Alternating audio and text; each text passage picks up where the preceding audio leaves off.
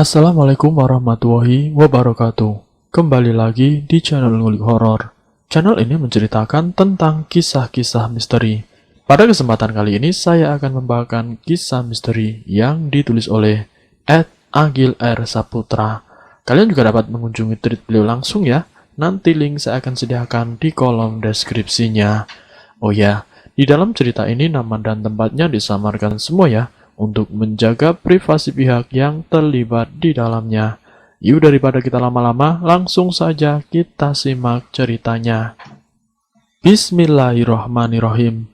Kali ini saya akan membawakan kisah misteri yang berjudul Keluarga Santoso, Korban Teluh Jawa. Ini adalah kisah nyata. Kisah sebuah keluarga yang terkena teluh Jawa di tahun 1990-an. Kejadian-kejadian tragis dan horor menimpa keluarga ini. Bagaimana ceritanya? Mari kita langsung masuk ke dalam ceritanya. Temanggung 1990, Santoso Sosro Miharjo, juragan cengkeh yang mapan kala itu.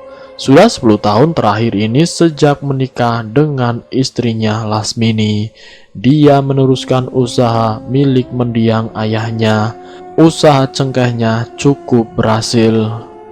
Berbekal titel insinyur pertanian, Santoso sukses mengembangkan usahanya menjadi lebih lebar.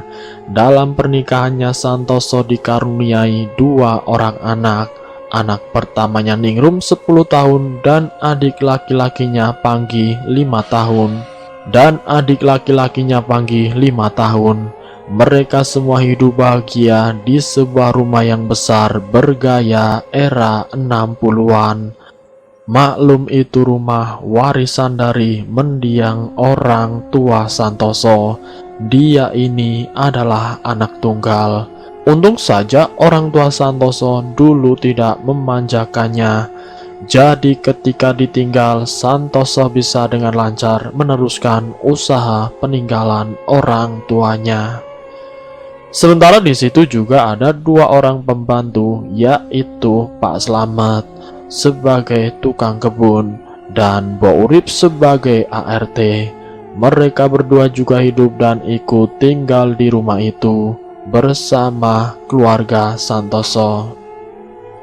Temanggung sekira tahun 1991 sampai 1992. Usaha cengkeh Santoso yang kian berkembang menuntunnya untuk memperluas lahannya dan menambah 1 gudang lagi. Lahan seluas 2000 meter sudah berhasil didapatnya. Sementara dia masih harus menambah 1 gudang lagi untuk penjemuran dan penyimpanan cengkehnya. Dan diliriklah 1 bangunan luas bekas gudang cengkeh juga, yaitu milik Pak Carik tetangganya, sesama juragan cengkeh di era bapaknya. Namun sudah lama bangkrut dan bangunan ini juga hampir disita oleh bank. Pak Carik ini sudah meninggal. Kini bangunan itu diwariskan kepada Bowo anaknya beserta hutang-hutangnya. Bowo juga tidak meneruskan usaha cengkeh milik ayahnya. Kini bekas gudang itu terlihat terbengkelai dan sudah menjadi jaminan hutang untuk biaya berobat Pak Carik dulu ketika sakit. Menurut kesaksian Pak Slamet yang juga mengenalnya, Bowo ini selalu mengajukan perpanjangan kepada pihak bank agar nantinya gudang itu tidak disita. Dia hanya menunggu 1 sawah peninggalan orang tuanya terjual untuk melunasi hutang-hutang itu. Kenapa Bowo tidak merelakan gudang itu saja? Karena di sini Santoso juga ingin membelinya dengan harga yang wajar. Tapi ternyata setelah ditemui Santoso, Bowo memperlihatkan surat wasiat dari mendiang ayahnya, yaitu Pak Carik, yang mana salah satu isinya adalah tidak memperbolehkan gudang itu terjual. Tapi dahulu Bowo sebagai anak tertua malah diam-diam menjaminkan surat gudang itu kepada bank. Di samping untuk kebutuhan sendiri, uangnya juga digunakan untuk biaya berobat ayahnya. Itu kata Bowo. Pak Slamet yang juga ikut mengantar Santoso dalam pertemuan itu sebenarnya agak ragu dengan pernyataan Bowo tentang bagaimana uang hutang itu digunakan. Pasalnya di desa, Bowo terkenal sebagai pria yang gemar berjudi. Singkat cerita, Santoso pulang dengan keputusan tidak bisa memiliki atau membeli gudang luas itu. Tapi dalam hatinya ia sangat menginginkannya karena tempatnya yang bagus dan strategis. Di sini dia mulai memutar otak untuk tetap bisa memiliki gudang tersebut. Dihubunginya petugas bank tempat Bowo berhutang. Kebetulan orang itu adalah temannya. Setelah Santoso menanyakan perihal tanah gudang itu, dia mendapat informasi kalau tagihannya sudah macet hampir 1 tahun dan akan disita oleh pihak bank. Tapi di situ Bowo mengajukan perpanjangan dengan alasan akan menjual sawahnya untuk melunasinya. Tapi nampaknya perpanjangan itu batas tenggangnya juga hampir habis. Berbekal informasi itulah Santoso bersabar dan memantau perkembangannya. Sembari mungkin dalam hatinya dia berdoa buruk agar gudang itu disita dan dilelang oleh pihak bank. Singkat cerita, sekira 1 tahun kemudian gudang itu akhirnya disita juga oleh pihak bank dan akan dilelang di kemudian hari. Kabar ini tentu cukup membuat Santoso senang. Dia benar-benar ingin memiliki gudang seluas 1.700 meter itu. Berbekal kenalan petugas bank, di sini Santoso agak bertindak licik. Entah bagaimana dia bermain dengan petugas lelang untuk memenangkan proses pelelangan lahan gudang itu. Singkat cerita, hari pelelangan itu pun tiba dan sesuai prediksi Santoso berhasil memenangkan lelang itu. Santoso menjadi pemilik sah dari tanah gudang itu. Tapi sekira beberapa bulan kemudian setelah gudang itu digunakan oleh Santoso, mulai terjadi kejadian-kejadian yang lebih tepatnya dialami oleh semua yang menghuni rumah Santoso, termasuk Pak Slamet dan juga Mbok Urip. Pertama dialami oleh Pak Slamet dan Mbok Urip. Malam itu sekira pukul 1 malam, mereka berdua sama-sama mendengar suara langkah kaki Bakyak yang berjalan mengelilingi rumah. Tentu Pak Slamet dan Mbok Urip lah yang mendengarnya dengan jelas, karena tempat mereka tidur bertempatan dengan benteng rumah, tepatnya di bagian paling belakang. Agak mustahil bila suara itu terdengar dari rumah utama, karena jarak benteng dan rumah agak jauh. Mbok Urip dan Pak Slamet yang tidurnya merasa terganggu memutuskan untuk keluar dan memeriksanya. Suara Bakyak itu masih ada, yang kini berjalan menuju dekat tempat mereka berdiri, dan akhirnya sosok yang berjalan itu mulai terlihat.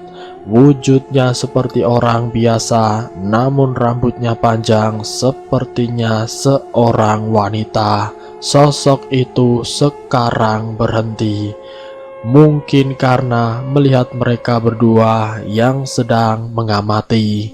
Namun dia tidak pergi. Pak Slamet segera mengambil kelewang untuk berjaga-jaga. Mbok Urip mengira itu adalah orang gila. "Siapa kamu? Lagi apa di situ?" kata Mbok Urip. Tapi sosok itu hanya terdiam. Terlihat tangannya saja yang sepertinya tengah menabur-naburkan sesuatu, sementara kepalanya hanya menunduk. Untuk gambaran benteng dari rumah Santoso ini tingginya hanya seukuran ketiak orang dewasa. Jadi sosok itu terlihat separuh badan. Kemudian Pak Slamet menghampiri sambil mengacungkan kelewang untuk menakut-nakuti, bermaksud mengusir orang itu. Sementara Mbok Urip ikut berjalan di belakangnya. "Hus, pergi kamu," kata Pak Slamet. Tapi orang itu tidak mau pergi. Kini terlihat tangannya yang menabur-naburkan sesuatu ke atasnya. Pak Slamet dan Mbok Urip mendekat dan menanyai kembali. "Woi, pergi, kamu orang gila ya?" kata Pak Slamet. Mendengar itu, orang itu pun menoleh. Dan di sini Pak Slamet dan Mbok Urip terkejut karena sosok itu tidak berwajah, sambil terus menabur-naburkan sesuatu di atasnya. Pak Slamet dan Mbok Urip pun berlari tunggang langgang menuju huniannya. Setelah melihat itu, Pak Slamet dan Mbok Urip meringkuk di balik pintu paviliun huniannya di belakang rumah. Di sini mereka sama-sama tidak yakin. Mbok Urip yang punya pengalaman melihat hantu berujar, "Untuk ukuran demit itu terlalu nyata. Kalau hantu itu transparan, Mat." Sementara menurut pengakuan Pak Slamet, sosok itu rambutnya terkibas-kibas tertiup angin. Entahlah apa itu. Keesokan harinya Mbok Urip yang menyapu di luar benteng melihat ceceran tanah basah. Dia menyapu dan ternyata ceceran tanah itu hampir mengelilingi rumah Santoso. Lantas Mbok Urip segera membicarakannya dengan Pak Slamet. "Jangan-jangan ini adalah tanah kuburan ya, Mat?" ujar Mbok Urip. Pak Slamet yang mulai mempunyai firasat buruk ingin menceritakannya kepada juraganya, tapi rasanya percuma. Karena Santoso ini orang berpendidikan, tidak mungkin peduli dengan hal-hal seperti itu. Meskipun Pak Slamet ini orang kepercayaannya dan umurnya hampir sebaya, dia tetap memutuskan untuk tidak menceritakan semua ini kepada Santoso juraganya. Tepat di malam harinya terjadilah hal aneh kepada salah satu pegawai di gudang cengkeh baru milik Santoso. Sebut saja namanya Agus. Tiba-tiba saja malamnya Agus sowan ke rumah juraganya Santoso. Dia mengundurkan diri dan meminta sisa gajinya. Santoso mencoba bertanya apakah dia ada masalah dengan teman sejawatnya, tapi nampaknya Agus tidak mau mengatakan apa-apa. Dia hanya ingin mengundurkan diri dan meminta sisa gajinya. Tapi di sini ada yang agak aneh. Menurut Pak Slamet, Agus terlihat pucat dan tidak mau memandang wajah Santoso. Matanya selalu melihat ke bawah. Akhirnya Santoso pun memberikan sisa gajinya dan mempersilahkan Agus untuk mengundurkan diri dari pekerjaannya. Padahal di sini posisi Agus sudah cukup enak. Dia sudah menjadi mandor. Santoso yang ingin tahu apa yang terjadi pun menyuruh Pak Slamet untuk menyelidiki masalah ini. Singkat cerita, selang hari Pak Slamet menanyai semua pegawai di gudang itu, dan hasilnya tidak pernah ada masalah dengan Agus. Bahkan Mbak Lela bagian keuangan juga sempat dipanggil oleh Santoso, dan tidak ada juga masalah keuangan. Santoso pun pasrah dan melupakan itu semua. Hari pun berlalu, tapi di sini Pak Slamet masih penasaran dan mempunyai firasat lain tentang keluarga Agus. Akhirnya dengan dalih silaturahmi, Pak Slamet pun mendatangi kediaman Agus. Setelah berbasa-basi di tempat Agus, Pak Slamet langsung bertanya dengan pelan kepada Agus. "Sebenarnya ada apa toh Mas Agus? Cerita dong sama saya. Kok kayaknya ada yang tidak beres?" tanya Pak Agus. Mendengar pertanyaan itu, Agus terdiam sejenak dan menjawab, "Tapi jangan bilang-bilang ke Pak Santoso ya Mas." Akhirnya Agus pun bercerita. Ketika Agus menyortir cengkeh, waktu itu sore hari semua pegawai sudah beranjak pulang. Di situ tinggal Agus sendiri. Biasa memang Agus selalu pulang paling akhir, tapi ketika dia menyortir cengkeh tercium bangkai yang sangat bau. Agus tentunya sangat khawatir, takut kalau ada tikus mati di antara gunungan cengkeh. Agus pun mulai mencari sumber bau itu. Lama sekali dia mencari, karena gudang itu memanglah cukup luas, dan akhirnya dia menemukan sumber bau itu, tepatnya di antara tumpukan karung cengkeh. "Wah, aku harus lapor juragan ini," ujar Agus. "Takutnya ada bangkai di antara tumpukan itu." Tapi ketika dia membalikan badannya, tiba-tiba dia dikagetkan oleh suara. Suaranya seperti orang yang meninggal. Gus!" Agus pun sontak menoleh ke arah tumpukan karung itu. Dan Agus pun terpaku melihat sosok yang memanggilnya. Sosok itu, kata Agus, seperti anjing, namun besarnya seukuran sapi, dan sosok itu berbicara dengan bahasa manusia. Di tengah Agus yang masih mematung, sosok itu berkata, "Pergi dari sini, daripada saya makan." Ternyata kejadian itulah yang membuat Agus yang sudah hampir 5 tahun ikut Juragan Santoso memutuskan untuk mengundurkan diri. Melihat raut wajah Agus, Pak Slamet berasumsi sepertinya Agus ini memang benar-benar mengalaminya. Pak Slamet pun pulang kembali dan masih menyimpan dalam-dalam cerita dari Agus. Sampai di huniannya, Mbok Urip yang tahu kalau Slamet habis pergi ke tempat Agus langsung bertanya, "Bagaimana Agus, Met? Pasti ada apa-apa toh?" Pak Slamet pun menceritakannya kepada Mbok Urip. "Sepertinya kok ada yang mengguna-guna Pak Santoso ya, Met?" timpal Mbok Urip di pembicaraan itu. Karena ternyata tepat sehari setelah Mbok Urip dan Pak Slamet melihat sosok tidak berwajah itu, Ningrum anak Juragan Santoso sakit mendadak, terhitung hampir 1 bulan, dan agak aneh karena cacarannya sampai lidah. Pak Slamet juga baru tahu saat itu kalau Ningrum sakitnya separah itu. Pikirannya hanya masuk angin biasa. Singkat cerita, hari pun berlalu, Ningrum belum sembuh dari sakitnya. Sore itu Lasmini istri Santoso terlihat tengah merebus air panas, bakal mandi si Panggi, anaknya yang paling kecil. Pak Slamet yang tengah mencabuti rumput di belakang rumah sesekali mengamati istri juragannya yang tengah melamun di depan kompor.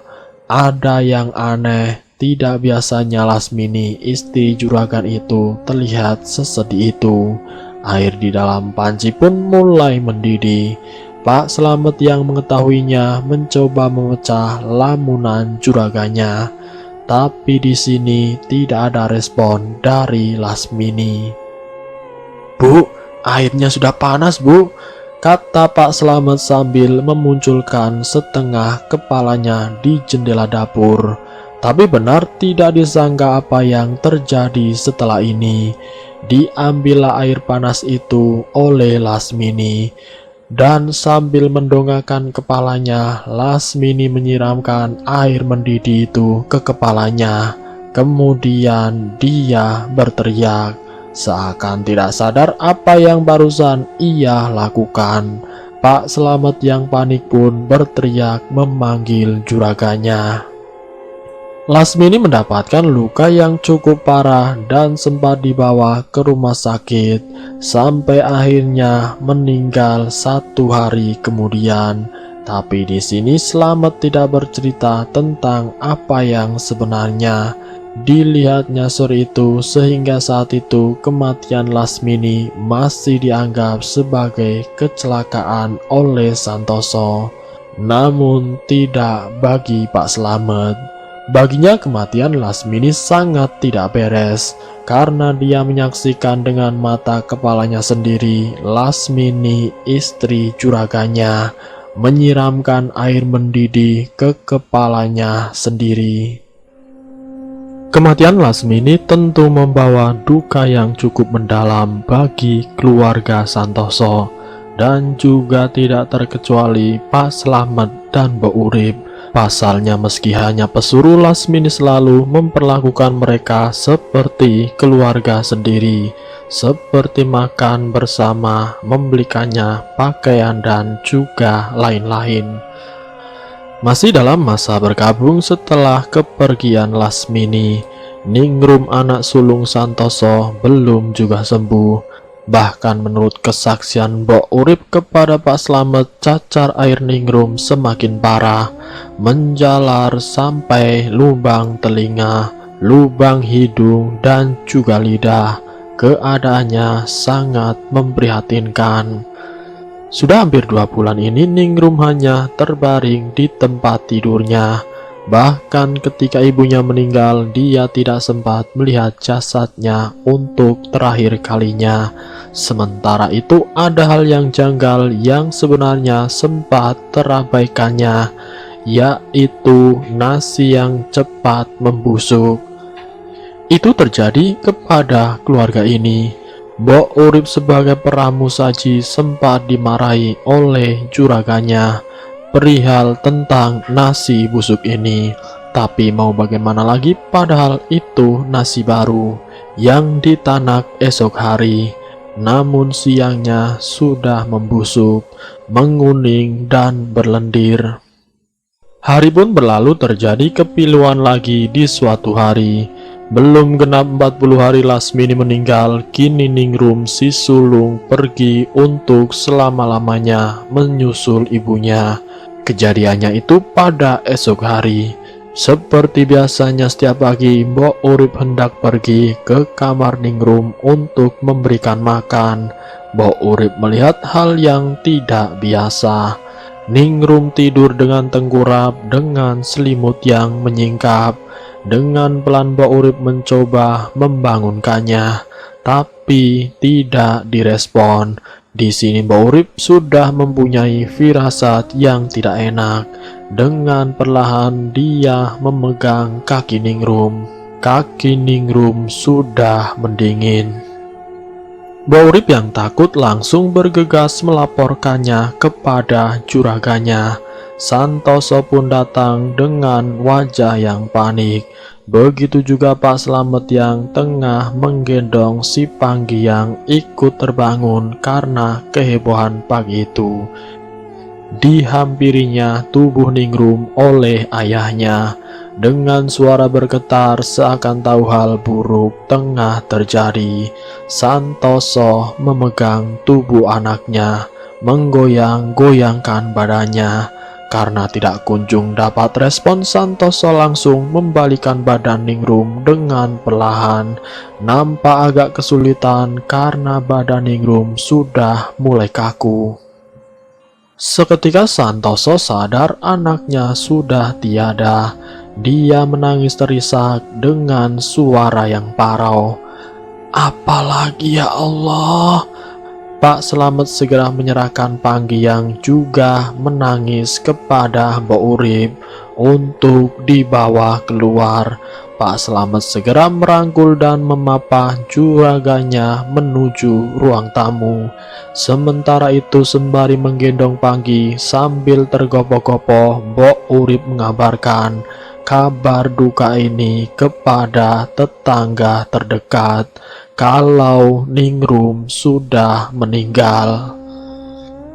Sejak kepergian Ningrum, kini Mbok Urip dan Pak Slamet diminta untuk tinggal di rumah utama. untuk menjaga si Panggi. Sementara itu perihal nasib buruk itu terus saja terjadi. Tapi nampaknya Santoso belum menyadari atau peduli tentang kejanggalan-kejanggalan yang belakang ini menimpa hidupnya. Sampai pada suatu hari ketika Santoso, Panggi, Pak Slamet dan Mbok Urip menonton TV, terdengar ledakan dari teras depan rumahnya. Dar! Santoso yang pertama kali keluar untuk memeriksanya seketika terkejut dan memanggil Pak Slamet. Terlihat di situ lantai teras sudah pecah dan menonjol keluar. Pak Slamet dan juraganya pun memegang lantai tersebut. Terlihat sedikit berasap dan agak hangat. Santoso mencoba melogikan kejadian ini. Dia memperkirakan ini adalah akibat dari pemuaian dari gas yang dihasilkan oleh Sakti Tank. Tapi Santoso juga agak heran. Pasalnya septic tank ini berada jauh 30 meter di belakang rumah. Santoso pun menyuruh Pak Slamet untuk membongkar pecahan lantai itu saat itu juga. Dan apa yang ditemukan Pak Slamet sungguh mengherankan. Di balik lantai, Pak Slamet menemukan selembar kain kafan yang bertuliskan aksara Jawa. Santoso yang melihat itu langsung merebutnya. Di sini dia juga nampak keheranan. Kain itu pun dibawa masuk dan diletakkan di meja ruang tamu. Di situ Santoso dan Pak Slamet duduk berdiam-diaman, seakan memikirkan sesuatu. Dan akhirnya Pak Slamet pun mulai buka suara perihal kecurigaannya dengan kejadian akhir-akhir ini. Santoso sempat membantah dan tidak percaya. Tapi di sini Mbok Urip yang mendengar pembicaraan itu dari ruang TV pun ikut datang dan berbicara. Dari kejadian wanita tanpa wajah, anjing besar yang dilihat Agus, hingga kronologi sebenarnya kematian istrinya. Bisa saja ini teluh loh Pak Santoso, begitu kata Mbok Urip. Belum pasti benar dan tidaknya, kita bilang dulu saja dengan Mbah Kiai Mangun. Mbah Mangun adalah salah satu sesepuh yang dituakan di desa itu. Singkat cerita hari itu juga Pak Slamet sowan ke tempat Mbah Mangun. Sampai akhirnya beliau pun datang ke rumah memeriksa kain kafan yang ditemukan di balik lantai yang meledak tadi.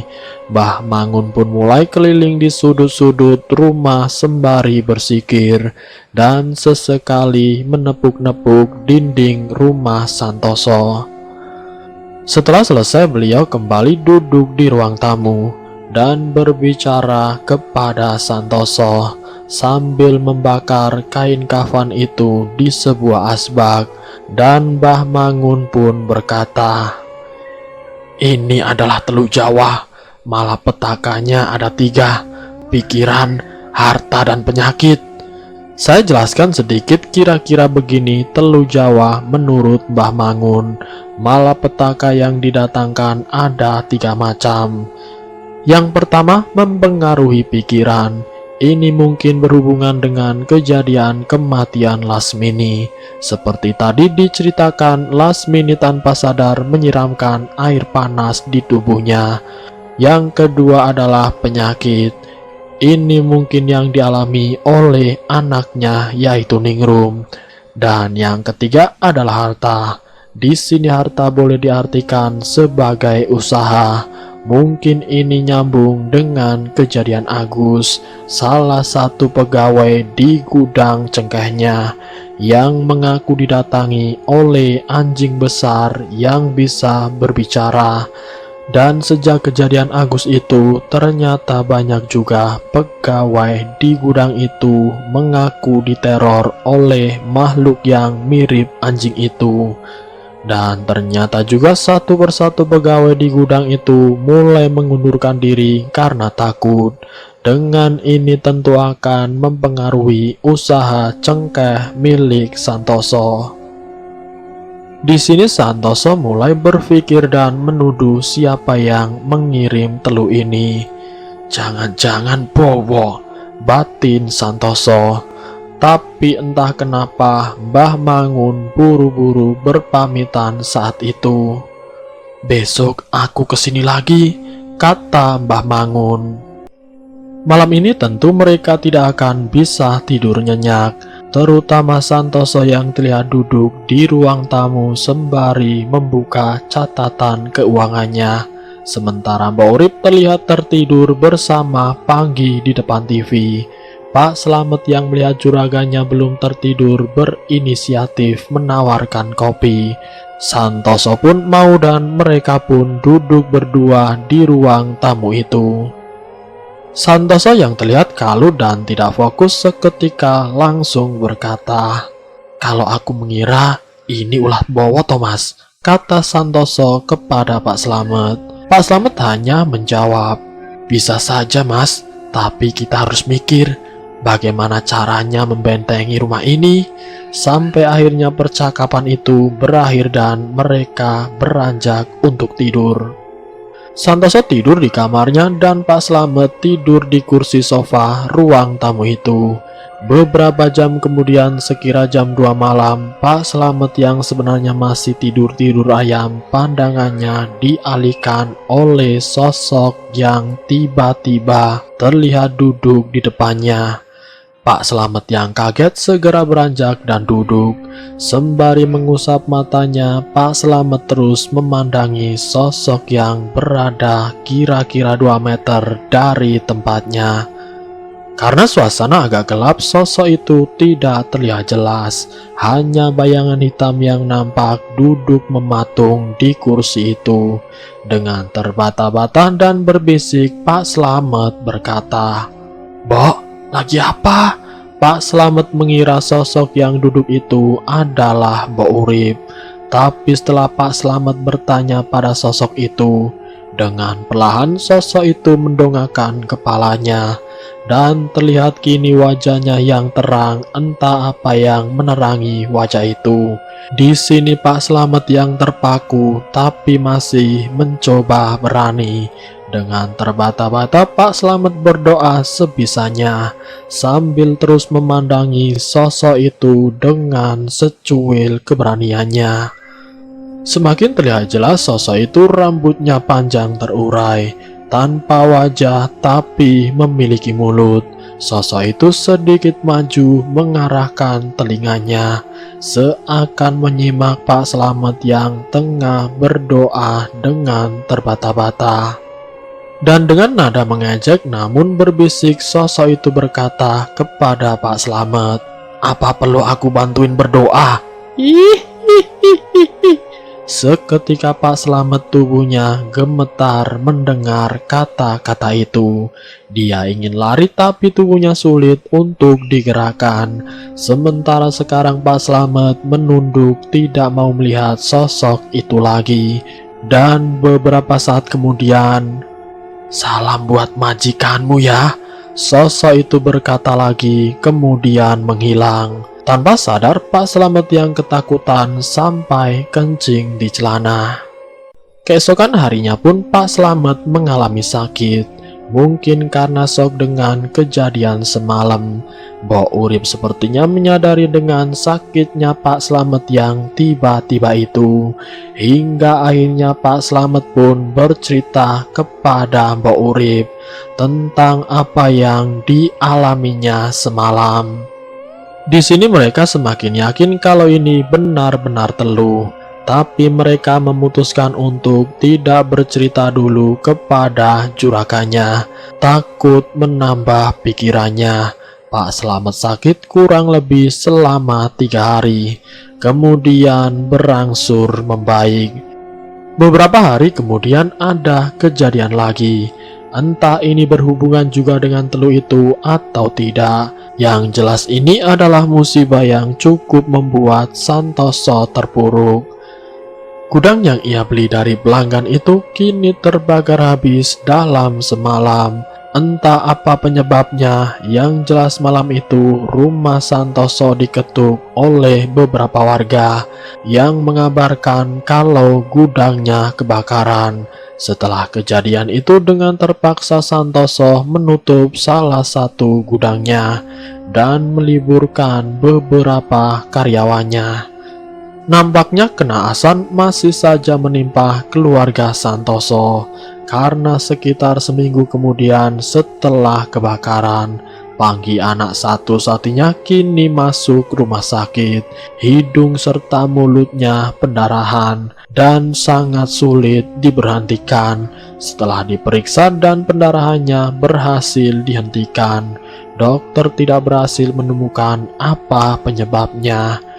Karena Santoso khawatir, Panggi pun tetap dirawat inap di rumah sakit selama 2 hari dengan ditunggui oleh Mbok Urip. Dan di sini Mbok Urip mengalami kejadian seram. Kejadiannya di malam kedua ketika Mbok Urip menunggui Panggi di rumah sakit. Malam itu entah jam berapa, Mbok Urip yang duduk ketiduran di ranjang Panggi dengan kepala yang merebah ke tangannya yang menyilang. Dalam tidurnya yang sebenarnya kurang nyaman itu, tiba-tiba Mbok Urip merasa ada yang membelai-belai kepalanya. Karena dikira Panggi, Mbok Urip seketika membangunkan dirinya. Dan dengan setengah kantuk, dia berkata, "Ada apa, Mas?" tanya Mbok Urip kepada Panggi. Tapi di sini Mbok Urip heran karena Panggi terlihat tertidur nyenyak dengan posisi miring membelakanginya. Dan setelah itu terdengar suara dengan nada membisik tepat di telinga Mbok Urip. "Tidak apa-apa." Dia yang kaget langsung menoleh, tapi tiada siapa-siapa. Suasana ruangan itu nampak sepi karena kebetulan Panggi dirawat di ruangan VIP. Ruangannya juga terang. Mbok Urip menoleh ke seluruh ruangan, namun matanya terhenti di sebuah lemari kecil yang sepertinya pintunya perlahan membuka sendiri. Mbok Urip yang penasaran terus mengamati, sementara tiba-tiba muncul suara. "Aku di sini." Suara itu muncul dari lemari kecil yang pintunya semakin lebar terbuka, dan dengan berani Mbok Urip menjawab perkataan itu. "Siapa kamu? Pergi dari sini," jawab Mbok Urip. Lemari itu semakin terbuka lebar, dan menurut Mbok Urip di situ muncul kepala tanpa wajah, namun memiliki mulut, persis seperti yang dikatakan Slamet tempo hari. Perlahan kepala itu keluar dan menunjukkan seluruh tubuhnya besar sekali. Tingginya hampir menyentuh langit-langit. Sepertinya ini sosok wanita, jemarinya panjang. Begitu juga kukunya menggelit seperti menari. Dan beberapa saat kemudian dengan lantang sosok itu berkata, "Aku samber nyawa, aku mau jenguk." Melihat Panggi yang terbaring, Mbok Urip mencoba untuk tidak gentar dan berkata, "Tidak perlu, pergi kamu dari sini," jawab Mbok Urip sambil memegang pispot logam di tangannya. Tapi sosok itu malah tertawa-tawa. Mbok Urip yang sudah kacau balau pikirannya pun melemparkan pispot ke arah sosok itu sambil berkata, "Allahu Akbar." Dan sosok itu pun seketika menghilang. Mbok Urip pun menangis meringkuk di lantai. Di sini sebenarnya Mbok Urip merasa sangat ketakutan. Ternyata gangguan itu belum selesai. Beberapa saat kemudian Mbok Urip dibuat semakin menangis ketika terdengar suara wanita bernyanyi lagu Jawa. Suaranya merdu dan mendengung di ruangan itu. Mbok Urip pun menutup kedua telinganya. "Sudah, tolong sudah." Hingga suara itu pun berhenti seiring azan subuh yang mulai terdengar. Nampak lalu lalang aktivitas di rumah sakit sudah mulai terdengar. Segera Mbak Urip membuka pintu dan duduk di kursi depan ruangan perawatan. Dia tampak pucat dan lesu, sungguh ini malam yang berat. Untung di pagi harinya Panggi sudah bisa diperbolehkan untuk pulang. Sesampainya di rumah ada yang berubah dalam diri Panggi. Dia sekarang pendiam, tidak seusil kemarin. Untuk seukuran anak dia nampak seperti orang dewasa. Sekira 4-5 hari berlalu, Panggi kini sangat rajin mengaji. Terlihat setiap dia yang selalu siap dengan baju kokonya. 1 jam sebelumnya menunggu guru ngajinya di ruang tamu. Panggi mulai ngeyel mengajak ayahnya untuk sholat tepat waktu. Perubahan yang sangat baik, bisa dibilang 180 derajat. Tidak seperti dulu yang manja dan agak pemalas. Tapi ternyata perubahan Panggi ini merupakan buang tabiat. Kata orang Jawa, seorang akan berubah sikap dan sifatnya saat menjelang ajalnya. Karena tiba di suatu hari, waktu itu sore setelah Panggi mengaji, listrik kebetulan padam. Sementara Panggi masih ada tugas sekolah yang harus dikumpulkan esok hari. Akhirnya Panggi pun mengerjakan PR-nya dengan menggunakan teplok atau lentera.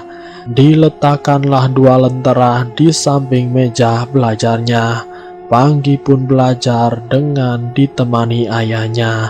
Sementara Pak Slamet sedang sibuk menyalakan lampu Petromax di halaman belakang. Sampai beberapa saat kemudian Santoso meninggalkan Panggi untuk merokok di halaman belakang, sambil melihat Pak Slamet yang terus mengutak-atik lampu Petromax itu yang tidak kunjung berhasil dinyalakan. Dan tiba-tiba terdengar suara duar dengan diiringi suara teriakan.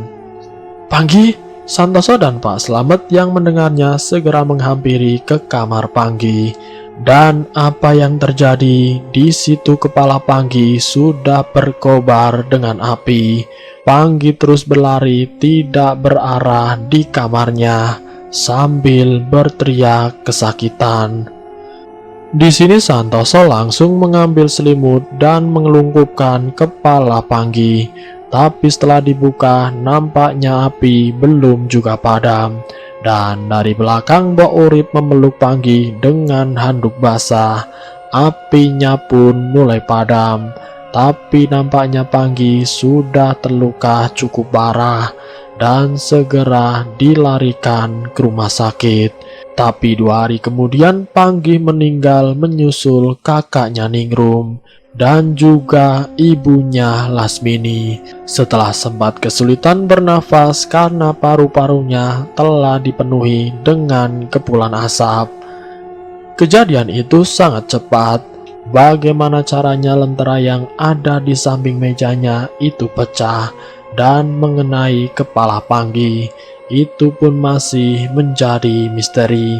Kejadian itu pun semakin meyakinkan Santoso tentang teluh yang kejam ini. Lantas bagaimana kabar Mbah Mangun yang dulu ingin datang lagi ke rumah? Ternyata sejak kejadian sore itu Mbah Mangun sempat sakit.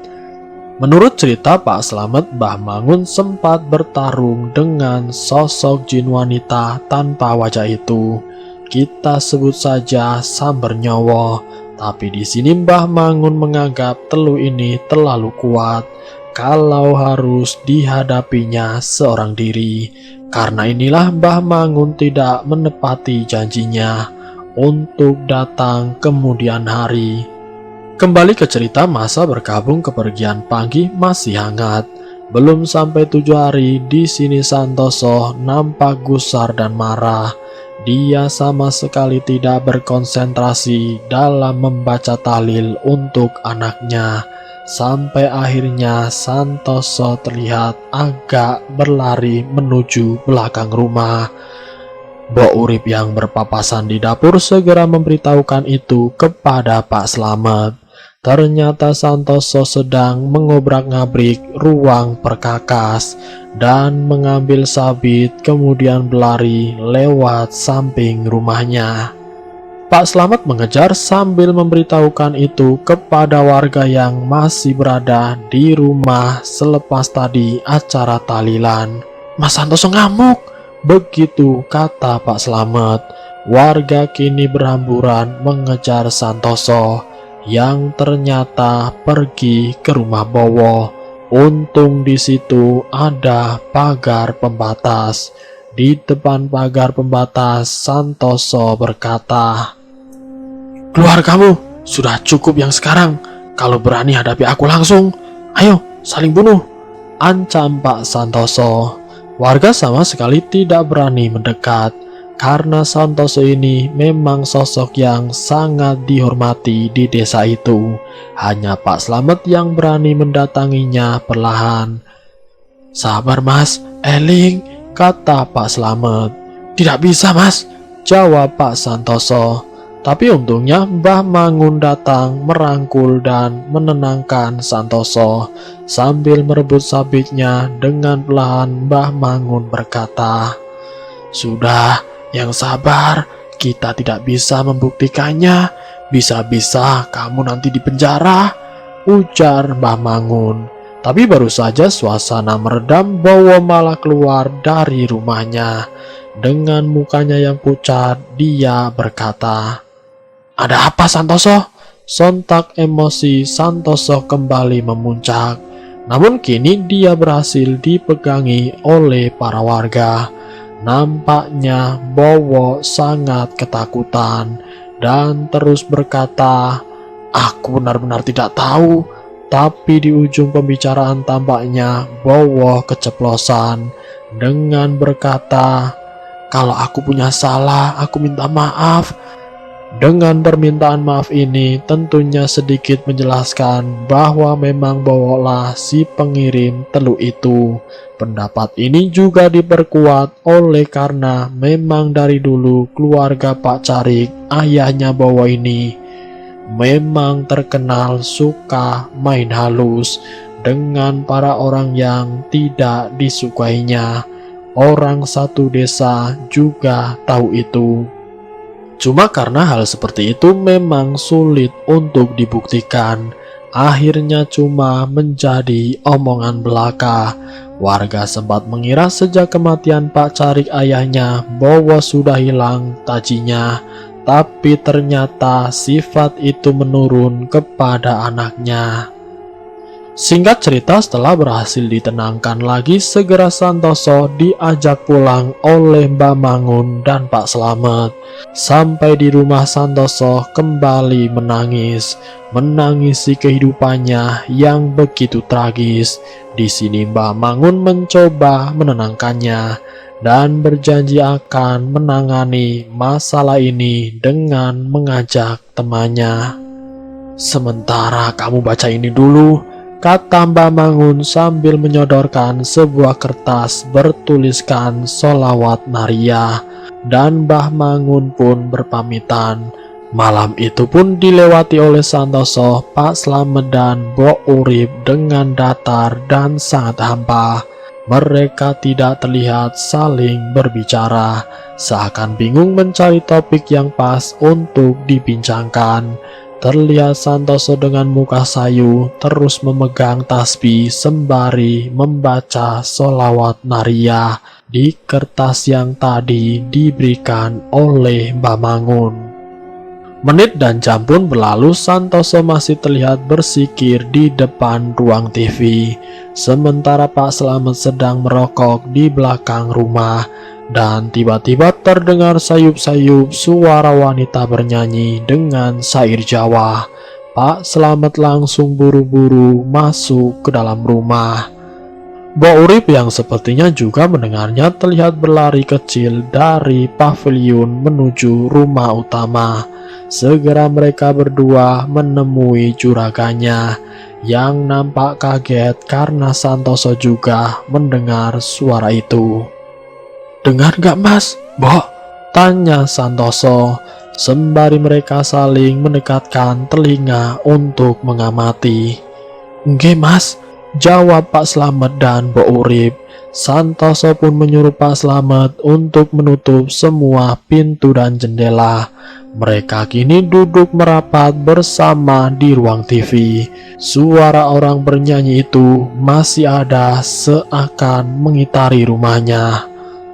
Santoso sangat ketakutan, terlihat dia terus memegangi tasbihnya dan berdoa. Mbok Urip dan Pak Slamet pun hanya menunduk komat kamit melafalkan doa entah apa yang dibacakan. Tapi pelan suara nyanyian itu berubah menjadi suara tangis. Tangisannya sangat pilu terisak-isak dan sesekali meraung seakan merasakan sakit. Mereka bertiga pun terus berdoa hingga suara itu hilang sekitar jam 2 malam. Mereka yang ketakutan pun tidur di satu tikar di depan TV hingga esok hari pun tiba. Mbok Urip yang masih takut teringat kejadian semalam kini terlihat enggan melakukan pekerjaannya. Begitu juga Pak Slamet, Santoso juga terlihat lesu. Mereka masih duduk berdiam bertiga di ruangan itu. Hingga akhirnya Santoso bercerita kalau semalam dia bermimpi ditemui oleh anak dan istrinya Lasmini, Ningrum dan juga Panggi. Dalam mimpi itu Panggi dan Ningrum anaknya hanya tersenyum. Namun Lasmini istrinya berbicara kepada Santoso, "Yang sabar dan ikhlas ya mas, aku sama anak-anak sudah enak, kamu pasti bisa menghadapi." Sambil menangis Santoso menceritakan mimpi tersebut. Singkat cerita malam harinya Mbah Mangun pun datang. Namun ia datang sendiri. Pak Slamet pun menanyakan kepada Mbah Mangun. "Di mana temannya, Mbah?" tanya Pak Slamet. "Pada tidak berani menghadapi. Sudah, aku sendiri saja yang menghadapi. Kamu jangan lupa bantu doa ya," jawab Mbah Mangun. Pak Slamet hanya mengiyakan saja sambil menelan lidah. Mbah Mangun pun meminta Mbok Urip untuk mengambil garam krosok. Dibawalah garam itu oleh Mbah Mangun mengelilingi rumah sembari uro-uro atau bernyanyi lagu Jawa. Santoso, Pak Slamet dan Mbok Urip hanya diam menunggu di dalam rumah. Setelah selesai Mbah Mangun pun masuk lagi ke dalam rumah. Dan di sini beliau sendiri bercerita. Dulu waktu Mbah Mangun masih muda, baru saja lulus dari pesantren, jin Sambernyawa ini sempat menghabisi keluarga Pak Cokro, sampai tidak ada satupun yang tersisa. Pak Cokro adalah kandidat pemenang waktu pemilihan lurah di tahun 60-an, yang mana lawannya yang kalah adalah Pak Carik, yaitu ayahnya Bowo. Diduga kuat pengiriman telu ini dilakukan oleh Pak Carik. Tapi memang hal seperti itu sangat sulit sekali dibuktikan. Sejak saat itu tidak ada lagi warga yang mau berurusan dengan Pak Carik. Jadi di sini mulai terang kalau yang mengirim santet telu adalah Bowo. "Apa perlu dibalikan saja, Mbah?" kata Santoso. "Tidak perlu, nak. Kita tidak ada bedanya kalau mengembalikan telu itu kepada si pengirim," jawab Mbah Mangun. "Intinya kita tidak perlu membalas. Kalau kita membalas, kita sama jahatnya." Tidak terasa mereka berbincang cukup lama, hingga akhirnya pembicaraannya dihentikan oleh suara ketukan di pintu depan rumahnya. Terlihat bayangan siluet di pintu kaca, nampaknya ada orang yang datang. Pak Slamet yang membukanya seketika bingung, ketika dia tidak melihat siapapun di depan pintu. Dia yang mulai merinding pun menghampiri Mbah Mangun dan berkata, "Kok tidak ada siapa-siapa ya, Mbah?" tanya Pak Slamet. "Tidak apa-apa, Mat. Itu teman kita. jawab Mbah Mangun sambil tersenyum. Beberapa saat kemudian Mbah Mangun pun meminta sapu lidi kepada Mbok Urip sambil membaca Al-Quran kecil di tangannya. Mbah Mangun keluar menyapu-nyapu halaman. Pak Slamet yang mengikuti di belakang bersama Santoso pun sesekali disuruh mengambil rambut yang berceceran di tanah. Rambut siapa ini? Batin mereka berdua sembari mengambilnya dengan sapu tangan. Sampai akhirnya Mbah Mangun berhenti di suatu titik, tepat di bawah rimbunan tanaman sirih. Ambil pacul sana, Mat, suruh Mbah Mangun. Setelah itu Mbah Mangun menyuruh Santoso untuk menggali titik yang sudah ditunjukkan olehnya. Setelah digali cukup dalam sekitar 80 cm, ditemukan bungkusan kain kafan yang cukup besar. Baunya sangat busuk. Mbah Mangun segera menyuruh membawa bungkusan itu menuju teras rumahnya. Dan di sini terlihat Mbah Mangun yang tampak limbung, hidungnya mengeluarkan darah. Pak Slamet yang melihatnya sempat berkata, "Tidak apa-apa kan, Mbah?" tanya Pak Slamet. "Tidak apa-apa," jawab Mbah Mangun sembari menutup hidungnya dengan sapu tangan. Akhirnya bungkusan itu dibuka di teras. Isinya adalah 7 butir telur ayam Jawa dan beberapa kertas yang dituliskan Arab Pegon. "Intinya ketangkep," kata Mbah Mangun. Beliau meminta pungutan rambut-rambut yang tadi dan menyatukan di satu kain itu. Sampai akhirnya sembari membaca ayat kursi, Mbah Mangun membakar rambut itu. Sampai terdengar jeritan wanita, suaranya terdengar seperti dari kejauhan. Ketika rambut itu dibakar, kemudian kertas-kertas bertuliskan Arab Pegon itu juga dibakar. Dan setelah itu giliran telur-telur itu dibuka.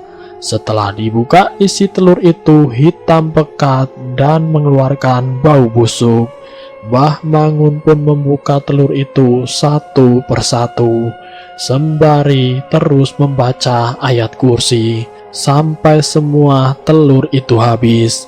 Dan setelah itu Mbah Mangun membakar semuanya. Santoso di sini nampak keheranan dengan semua hal ini. Bagaimana semua ini bisa terjadi? Akhirnya proses pembersihan itu pun berakhir. Mbah Mangun kembali masuk ke dalam rumah bersama Santoso, Pak Slamet dan juga Mbok Urip tentunya. "Insya Allah ini sudah bersih," kata Mbah Mangun. Mereka pun kembali berbincang bersama di ruang tamu itu dengan topik yang agak menggembirakan tentunya.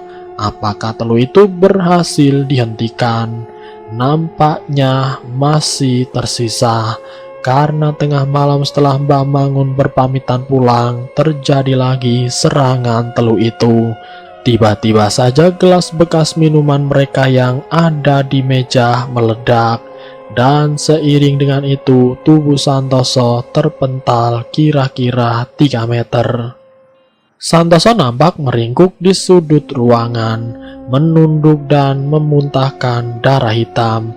Pak Slamet segera menghampiri dan memapahnya menuju kamar. Sementara dengan Mbok Urip segera berlari menuju rumah Mbah Mangun.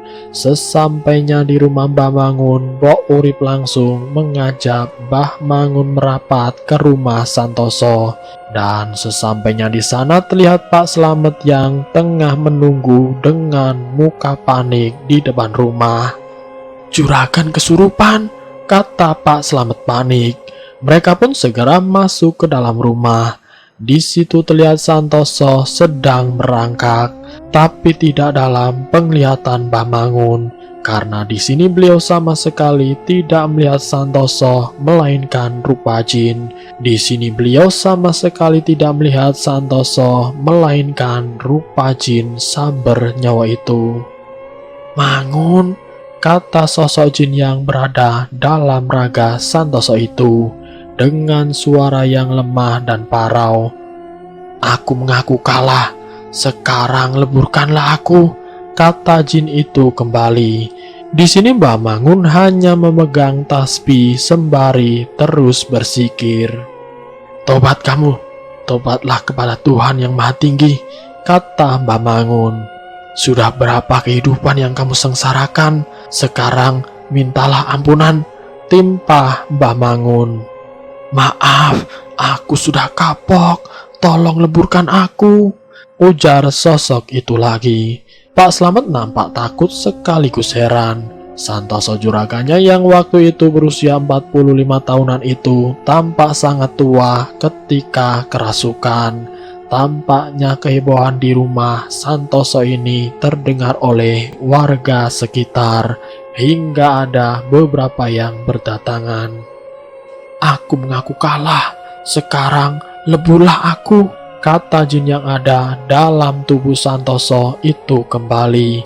Akhirnya Mbah Mangun mulai membacakan ayat-ayat ruqyah dan mengeluarkan jin yang ada di tubuh Santoso tersebut. Namun ada satu kata yang terucap sebelum jin itu keluar, yaitu "Aku tidak bisa mati." Sampai akhirnya Santoso pun kembali sadar dengan memuntahkan cairan hitam yang berbusa. Dan disinilah Telu ini telah benar-benar berakhir. Telu Jawa ini dahulu dikenal dengan nama Telu Pring Sedapur, dengan media jin yang dikirim untuk memberikan penyakit dan mempengaruhi pikiran yang dituju. Biasanya tidak ada yang berhasil selamat dari telu ini. Nyatanya kurang dari setahun keluarga Santoso habis. Namun di sini Santoso berhasil selamat. Di tahun 1994, Santoso menutup bisnis cengkehnya dan beralih ke usaha yang lain, serta sempat menikah lagi, memiliki satu anak, dan beliau meninggal di tahun 2014-an. Waurip bukan nama sebenarnya. 1 tahun setelah selamatnya Santoso, beliau pulang ke tempat asalnya di Wonosari, Gunung Kidul. Dan Pak Slamet terakhir saya bertemu sekitar 3 bulan yang lalu. Sebelum cerita ini dibuat, beliau masih sehat dan bahagia dengan anak cucunya, meskipun beliau sudah sepuh. Semoga saya dapat kembali bersilaturahmi. Semoga beliau selalu diberikan kesehatan. Dan selesai. Itulah kisah misteri yang berjudul Keluarga Santoso, santet kiriman Telu Jawa. Semoga dari kisah ini kita dapat mengambil pelajaran yang bisa kita petik. Ambil sisi positifnya dan buang jauh-jauh sisi negatifnya. Terima kasih sudah mampir di channel kami. Jika kalian tertarik dengan video kami, silahkan tekan tombol like, share, dan komen. Tekan subscribe untuk mengikuti video kami selanjutnya. Wassalamualaikum warahmatullahi wabarakatuh.